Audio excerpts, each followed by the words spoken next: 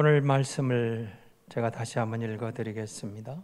너희 아버지의 자비로우심과 같이 너희도 자비로운 자가 되라. 아멘. 누가복음 6장 여러분 앞부분, 뒷부분을 전체를 보시면 우리 지금 수요일 설교, 산상 설교가요. 마태복음 5장에서 7장이 이어지고 있잖아요. 그 말씀과 비견되는 말씀이 산에 올라가서 복음을 전하니까 산상설교라고 그랬죠. 근데 누가복음 6장은 산에 올라간 설교가 아니고 평지에서 설교를 했다고 해서 평지설교라고도 이렇게 부르기도 합니다. 네 가지 복이 나오고 네 가지 화가 나오고 오늘 단락 앞부분에 원수를 사랑하는 말, 그리고 바로 뒤에는 비판하지 말아라, 이렇게 구성이 되어 있습니다. 근데 여러분 바로 앞에 나와 있는 원수를 사랑하라, 여러분 이게 쉬운 게 아니죠. 인간의 본성으로는 불가능한 것들입니다.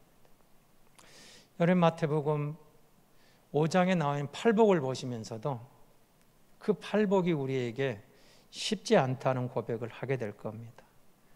마치 우리 본성으로는 도저히 불가능한 것 같은 그런 것들로 우리는 그 말씀을 접할 때 생각나게 하거든요. 오늘 말씀도 그런 내용입니다. 원수를 사랑하라. 우리의 본성은 불가능한데, 근데 36절은 이렇게 반전을 가하는 겁니다. 너희 아버지의 자비로우심 같이 너희도 자비로운 자가 되라. 자비하다, 이 말이 또 언어적 의미로 보면은 긍휼히 여기다는 말하고 같이 가고 있거든요. 그러니까 주님이 우리에게 오신 부분에 대해서 한번 생각해 보시기 바랍니다. 하나님이 긍휼의 하나님이에요. 긍휼의 하나님. 우리를 긍휼히 여기셔서 그가 우리에게 다가오신 거죠. 우리가 죄와 허물로 방황하는 것을 더 이상 볼 수 없어서 친히 우리 곁에 다가오셔서 손 내밀고 우리에게 긍휼을 베푸시고 우리에게 자비를 베푸신 하나님 아버지, 그 하나님의 사랑이, 그의 긍휼이 우리를 오늘 여기까지 인도해 주시는 거죠. 여러분, 우리가 어떤 때 진정한 위로와 평안, 그걸 우리가 필요할 때가 있지 않습니까? 항상 때로는 우리가 긍휼을 받을 필요도 있고 긍휼히 여길 때도 있는 거죠. 그런데 누군가가 우리에게 정말 이때는 어떻게 했으면 좋을까 조언해주고 그렇게 기도할 수 있는, 또 가르쳐 줄 수 있는 그런 사람이 있다면 얼마나 좋겠습니까? 요즘 이제 우리 시대 말로 하면 멘토입니다. 멘토. 내가 필요할 때 조언해주고, 그리고 어디로 가야 할지, 무엇을 해야 할지 조언해주는 거예요. 그래서 그 말을 듣고 우리가 살아갈 때 다시 한번 확신과 희망을 가질 수 있는 좋은 멘토가 있다면 얼마나 좋겠습니까? 정말 힘들 때, 답답할 때, 갈 바를 알지 못할 때 정말 거기에 가면은, 그 사람만 만나면, 그 곁에 다가가면 그가 내게 꼭 필요한 뭔가 말을 해줄 것 같은 그런 멘토가 있다면 참 행복한 사람이겠죠. 그런데 정말로 중요한 것은 고통과 고난의 순간에 누군가가 우리와 함께 있어주는 겁니다. 어떤 말보다도, 어떤 그 무엇의 도움보다도 그가 우리가 함께 해주는 거죠. 위기의 순간, 정말 누군가가 내게 와서 내가 무슨 말을 해야 할지, 어떻게 행동해야 할지는 잘 모르겠어. 하지만 내가 네 곁에 있다는 것, 그리고 절대로 너를 혼자 내버리지 않겠다는 것만큼은 알아주었으면 좋겠어 라고 말해줄 때 우리는 내 곁에 진정한 친구가 있다는 것을 깨닫게 될 겁니다. 내가 너와 함께 있어 줄게. 내가 너의 곁에 얼마나 도움이 될지, 무엇을 해줄 수, 그건 잘 모르겠지만 분명한 것은 나는 너를 혼자 두지 않을 거야. 너와 함께 있을 거야. 너를 지켜줄 거야. 내 곁에 있을게. 이렇게 해준다는 거죠. 여러분, 그것이 진정한 친구 아니겠습니까?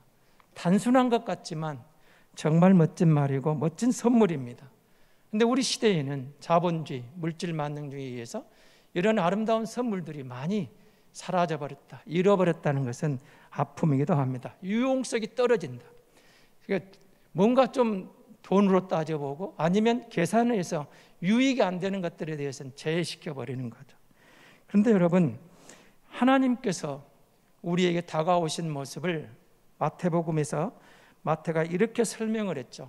한번 그 말씀을 보실까요? 마태복음 1장 22절에서 23절에 있는 말씀입니다.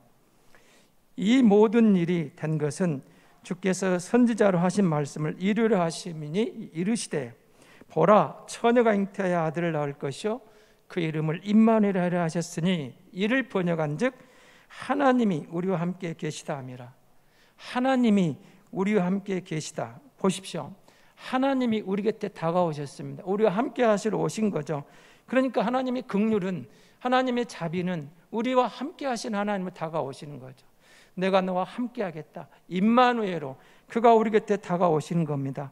우리의 문제 속으로, 우리의 혼돈 속으로, 우리의 의문 속으로, 우리가 길을 잃고 방황할 때 그가 우리 곁에 다가오신 거죠.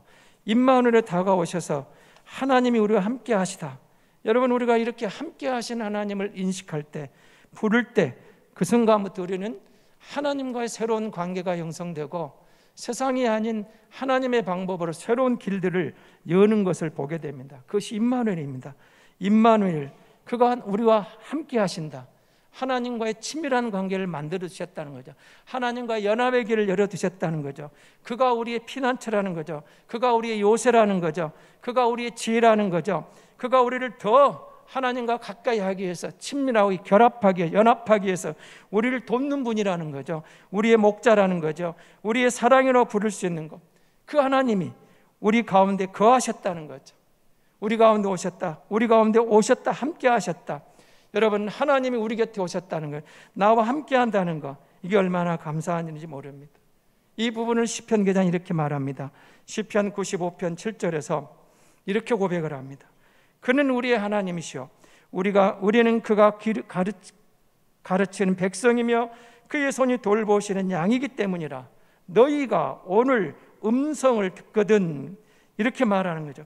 하나님이 우리와 함께 하셔서 그가 우리 하나님이 되시고 우리는 그의 백성이 되고 그가 돌보는 양이기 때문에 우리가 그의 음성을 들으면, 함께 하시는 주님의 음성을 들으면 그의 자비를, 그의 긍휼을 경험하게 된다는 거죠.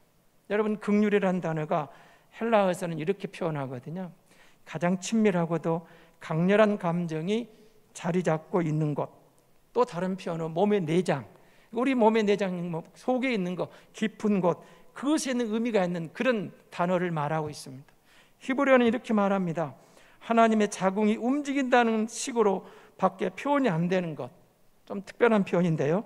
모든 감정과 정서와 열정이 거룩한 사랑 안에서 하나가 되는 그런 것을 긍휼이라. 무슨 말일까요? 하나님의 긍휼이 모든 것의 출발이라는 거예요.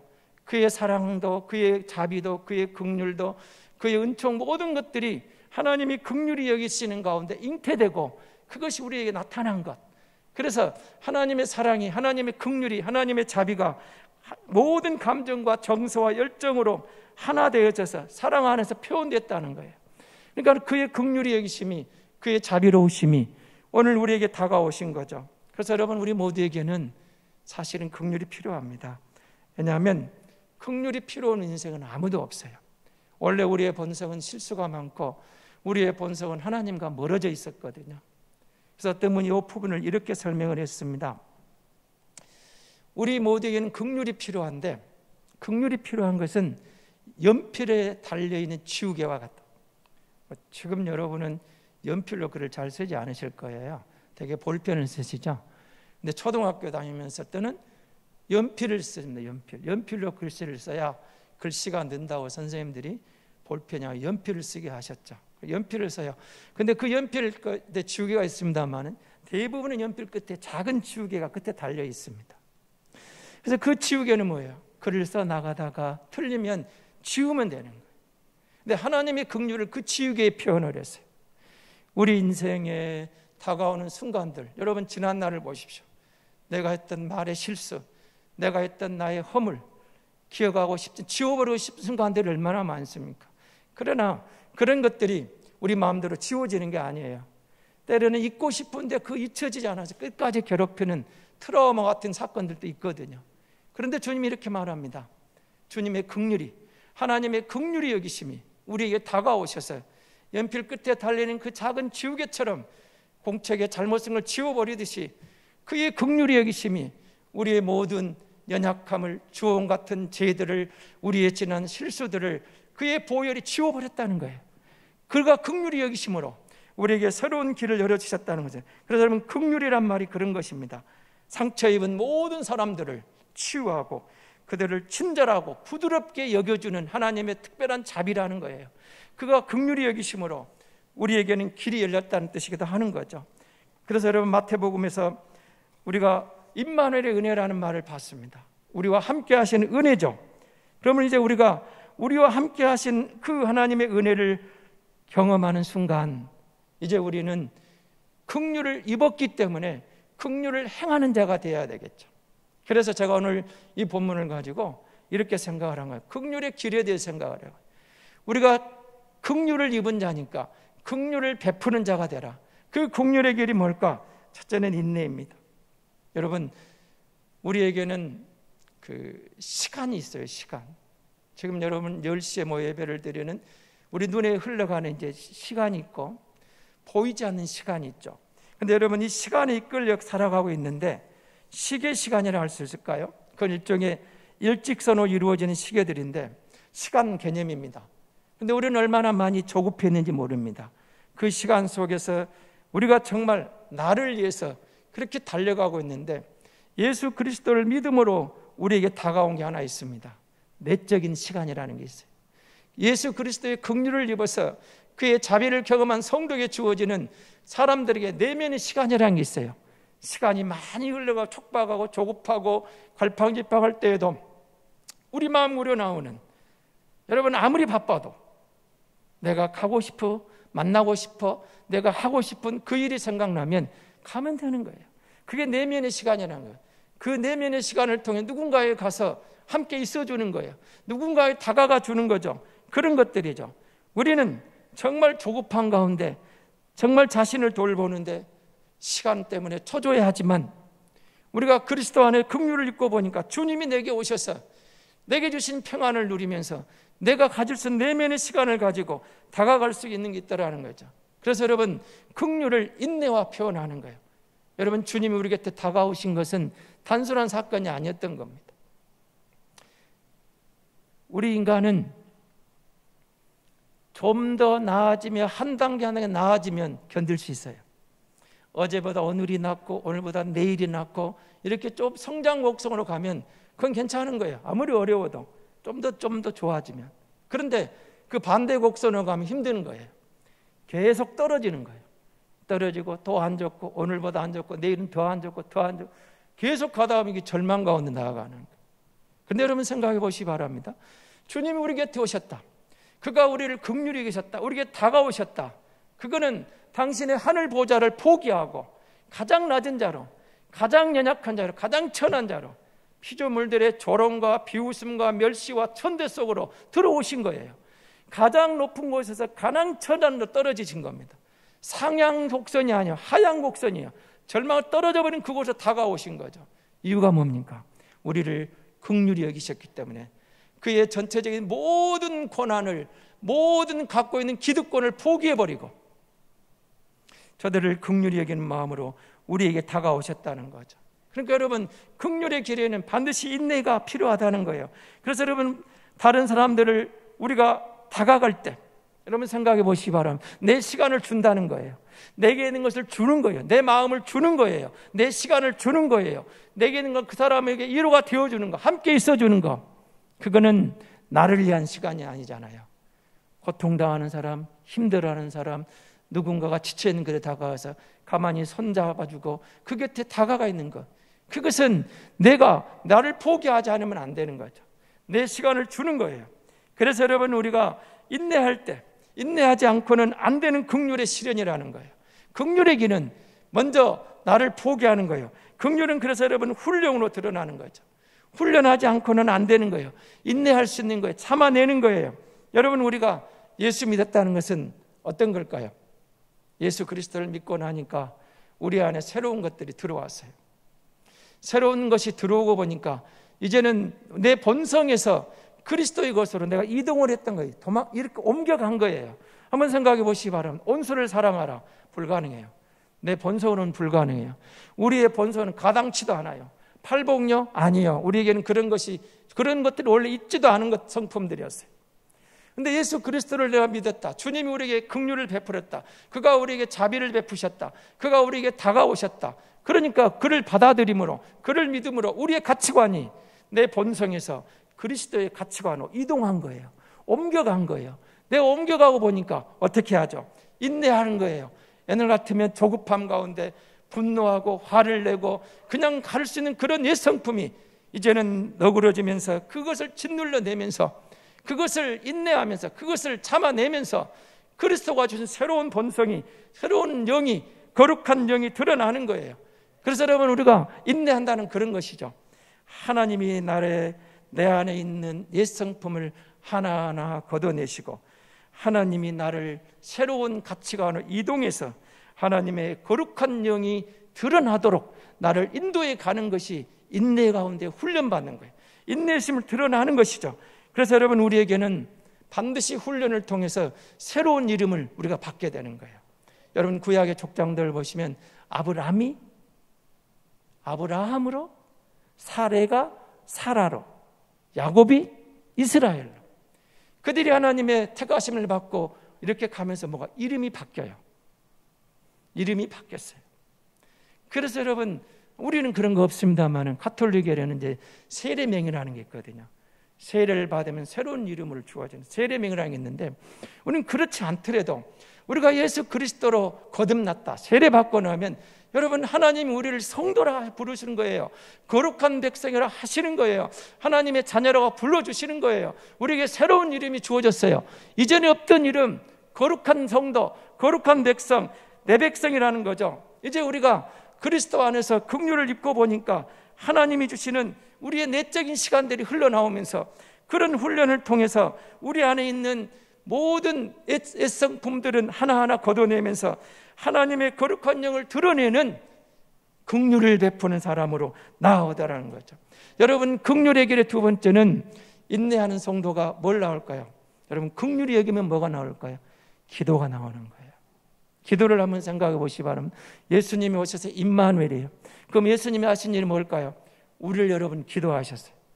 다른 보혜사를 보내주셨어요. 성령님이 하시는 것이 뭘까요? 그가 우리를 위해 기도하세요. 우리의 연약함을 아시고 마땅히 빌 바를 알지 못한 우리를 위해서 기도하시는 거룩한 영이 있어요. 또 다른 보혜사죠. 성령님이죠. 그가 우리를 위해 기도하는 거예요. 여러분, 우리가 이웃을 위해서 베푸는 긍휼의 최고의 긍휼이 뭐가 있습니까? 우리는 너무 과소평가하는데요, 기도입니다. 그 영혼을 긍휼히 여김으로 기도가 나오고, 그를 긍휼히 여기며 기도할 수 있다면 여러분, 이웃을 향한 우리의 최고의 자비, 최고의 긍휼은 여러분 기도라는 사실입니다. 기도할 때 여러분 그의 마음이 움직이고, 기도할 때 그가 주께로 돌아올 수 있는 거죠. 여러분, 가정 안에 예수 안 믿는 사람이 있다면 우리가 가만 놔두면 안 되잖아요. 어떻게 할까요? 하나님 앞에 기도하는 거예요. 절박한 마음을 가지고, 절실한 마음을 가지고, 하나님, 우리 가정을 복음화시켜 주세요. 내 아들, 딸을 구원해 주세요. 내 아내를 건져 주세요. 내 남편을 구원해 주세요. 하나님, 우리 형제를 구원해 주세요. 부모님을 긍휼히 여겨 주세요. 그 기도가 여러분 그냥 나오겠어요? 아니에요. 정말 그를 긍휼히 여길 때, 그 영혼을 불쌍히 여길 때 우리에게는 절실한 기도가 나오는 거예요. 절박한 기도가 나오는 거예요. 우리의 애간장이 끓는 기도를 여호와 앞에, 여호와여 불쌍히 여기소서, 하나님이여 긍휼히 여겨 주옵소서, 이 가정을, 내 형제를 구원해 주옵소서. 절박한 기도가 나오는 거예요. 여러분, 긍휼히 기도로 이어지는 거예요. 기도란 여러분, 우리가 내 뜻을 하나님께 굴복하는 것이라고 말들은 그 맞습니다. 그런데 기도를 이렇게 한마디로 말하면 이렇게 말할 수 있어요. 빈손으로 벌거벗고 나약한 모습으로 하나님의 임재 앞에 서서 하나님 없이는 내가 아무것도 할 수 없음을 나 자신에게, 그리고 다른 사람에게 선포하는 것이 기도라는 거예요. 빈손 들고 벌거벗고 나약한 모습으로 하나님의 임재 앞에 섰어요. 하나님이 도와주지 않으면 아무것도 할 수 없습니다. 하나님이 이 일을 놓고 이 사건 앞에서, 이 상황에서, 이 환경에서 주님, 내가 할 수 있는 게 아무것도 없습니다. 빈손 들고 왔습니다. 주여, 나를 불쌍히 여겨 주옵소서. 하나님 앞에 긍휼히 나와서 하나님, 내 기도를 들어주세요. 기도라니, 그래서 예수 그리스도를 통해서 우리에게 주어진 하나님의 영이 우리에게 자유롭게 말씀하시는 것을 방해하는 모든 것을 제거해내고 하나님이 도와주셔야 됩니다. 하나님이 함께해 주셔야만 합니다. 하나님, 어떤 상황 속에서도 내가 시간에 쫓기고 조급한 영에 쫓기고 이리저리 충동에 얽매이는 인생이 아니라 하나님의 영에 의해서 자유롭게, 하나님의 시간표에 자유롭게 순종하며 끌려가기를 원합니다. 내 안에 거룩한 영이 들어오셨는데 이제는 그 거룩한 영이 끌리기를 원합니다. 하나님, 나를 도와주시기를 원합니다. 그렇습니다. 여러분, 우리가 그리스도 예수로 새로운 가치관을 이동했다는 말씀을 드렸어요. 옛 성품이 죽었어요. 새 사람이 되겠어요. 우리의 가치관이 흔들리면 여러분, 우리는 기도하면서 우리에게 긍휼의 하나님을 우리 안에 있는 것을 드러내 보이는 거예요. 단순한 동정심으로 다가가는 게 아니에요. 단순히 불쌍히 여기는 마음이 아니에요. 주님의 마음을 품고 기도하는 가운데 나아갈 때 뭐가 나올까요? 중보기도가 나오는 거예요. 여러분, 단순히 나만을 위해서 내 걸 달라고 떼쓰는 어린아이의 기도가 아니에요. 주님이 주신 긍휼이 내게 들어오고 보니까, 주님이 주신 내 마음에 너희 아버지의 자비로우신 것처럼 너희도 자비로우라 말씀처럼 그의 긍휼이 내게 들어오고 보니까 뭐가 나와요? 타인을 위해 중보기도가 나오는 거예요. 하나님, 그의 마음을 내가 가슴에 안는 거예요. 그의 아픔을, 그의 상황을, 그의 안타까움을, 그의 처지를, 그의 모든 것들을 갖다가 이제는 내 것이 되어주는 거예요. 그걸 가지고 기도해 주는 거죠. 그래서 여러분, 우리 본소는 불가능한 원수사랑도 주님은 이렇게 할 수 있다고 말씀하시는 거예요. 내가 원수를 긍휼히 여긴 것처럼 너희도 긍휼히 여길 수 있다는 거죠. 우리의 본성이 불가능한 그것을 기도하는 가운데 주님의 본성이 내게 들어오는 거예요. 긍휼의 길은 인내하면서 기도하는 겁니다. 긍휼의 길은 지금 여기에서 그 말씀을 따라 내가 순종하는 거예요. 여러분, 우리의 신앙은 이론이 아니에요. 입에 있는 게 아니에요. 하나님의 말씀이 내게 오니까, 내 가치관이 달라지고 보니까, 내 가치관이 이동하고 보니까 이제는 그 주님이 나와 함께 드러내는 거죠. 행하는 거예요. 사는 거죠. 그래서 기도하고 행동으로, 삶으로 드러내는 것은 여러분 두 가지가 아니에요. 동일한 것이죠. 우리가 기도 안에서 그리스도를 만나고 그리스도 안에서 모든 사람들의 고통을 만나는 거예요. 기도하는 가운데 이웃의 고통이 내 고통이 되는 거예요. 여러분, 섬기면서 사람들을 만나고 그 섬기는 가운데 그리스도의 마음을 보는 거예요. 그리스도의 고통을 보는 거예요. 그리스도의 고난을 보는 거예요. 하나님의 긍휼히 여기심이 저들에게 다가가는 것처럼 주님의 마음이 내 마음에 들어와서 이웃을 긍휼히 여기는 마음이 들어오는 거예요. 그리고 정말로 우리가 그들을 위하여 긍휼히 여기는 마음을 갖는 거죠. 야고보 사도는 야고보 1장 27절에 이 부분을 이렇게 말합니다. 1장 27절입니다. 하나님 아버지 앞에서 정결하고 더러움이 없는 경건은 곧 고아와 과부를 그 환난 중에 돌보고 또 자기를 지켜 세속에 물들지 아니하는 그것이니라. 여러분, 하나님 아버지의 정결과 더러움 없는 경건은 주님을 그렇게 믿기 때문에, 내가 긍휼을 입었기 때문에 그 믿음으로 그를 신뢰함으로 나도 누군가를 긍휼히 여기는 거죠. 그래서 여러분, 오실 그이가 당신입니까? 이게 무슨 말씀 같아요? 세례요한이 감옥에 갇혔어요. 죽기 직전입니다. 제자들 예수님에게 보내요. 오실 그이가 당신입니까? 주님이 뭐라고 하신가요? 이렇게 대답합니다. 누가복음 7장 22절입니다. 이렇게 말합니다. 주님은, 예수께서 대답하여 이르시되, 누가복음 7장 22절, 너희가 가서 보고 들은 것을 요한에게 알리되 맹인이 보고 못 걷는 사람이 걸으며 나병 환자가 깨끗함을 받으며 기먹은 사람이 들으며 죽은 자가 살아나며 가난한 자에게 복음이 전파된다 하라. 무슨 말인가요? 바로 이겁니다. 내가 지금 무엇으로 행동하고 있는지, 살고 있는지, 내가 하고 있는 것을 보여줘라. 내가 하고 있는 것을 그에게 말하라. 내가 메시아라고 이론적으로 설명하는 게 아니에요. 주님이 지금 하고 있는 그것을 그대로 보고해라. 당신이 오실 그이가 당신이 옵니까? 당신이 그이입니까? 라고 물을 때 이론적으로 설명하신 게 아니라 지금 내가 하고 있는 것을 보고해라. 내가 행하는 것을 봐라. 내가 하는 것을 보면 내가 누군가를 알 거 아니야, 이렇게 말하는 거죠. 여러분, 그리스도인의 최고의 삶의 가치가 여러분 기도도 아니고 여러분 우리가 그냥 우리 입술에 있는 고백이 아니고 바로 삶이라는 거예요.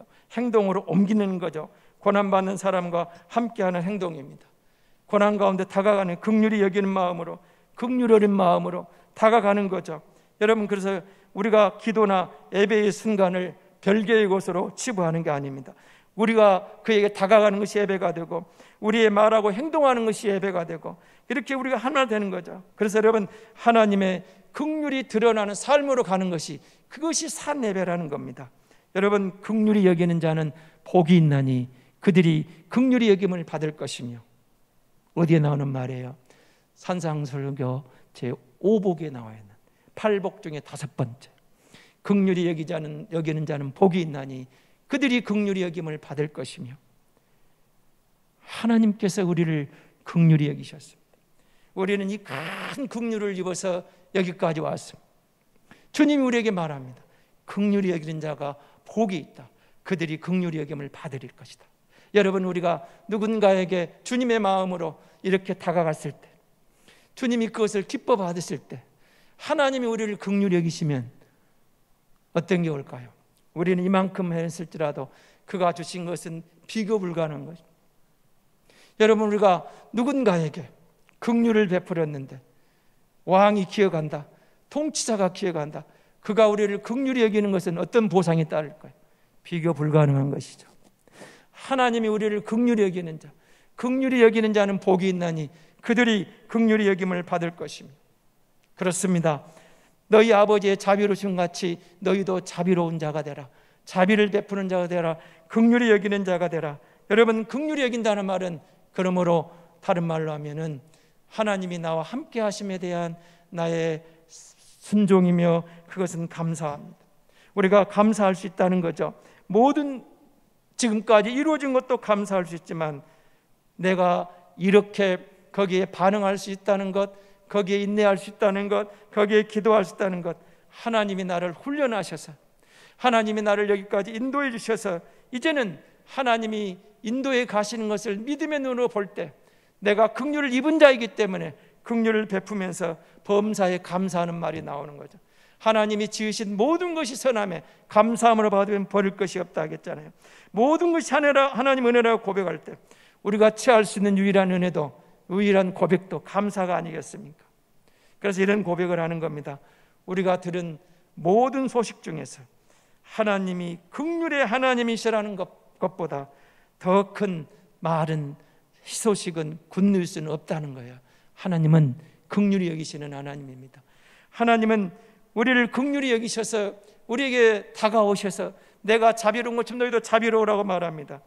긍휼의 삶을 산다는 것은 제자의 삶의 완성과 같은 겁니다. 사랑하는 성도 여러분, 오늘 우리가 하나님의 긍휼을 입어 여기까지 왔습니다. 이 자리에 서 있습니다. 여기까지 온 하나님의 은혜입니다. 우리가 긍휼의 길을 걸을 때 하나님은 우리와 함께 하시고, 하나님은 우리를 통해서 하나님이 나타내주신 그 놀라운 것들을 또 우리를 통해 전달하게 하시고, 또 하나님은 그 긍휼을 우리에게 더 크게 베푸셔서 하나님의 역사를 이루어 가시는 자비로우신 하나님이 우리 하나님이신 줄 믿습니다.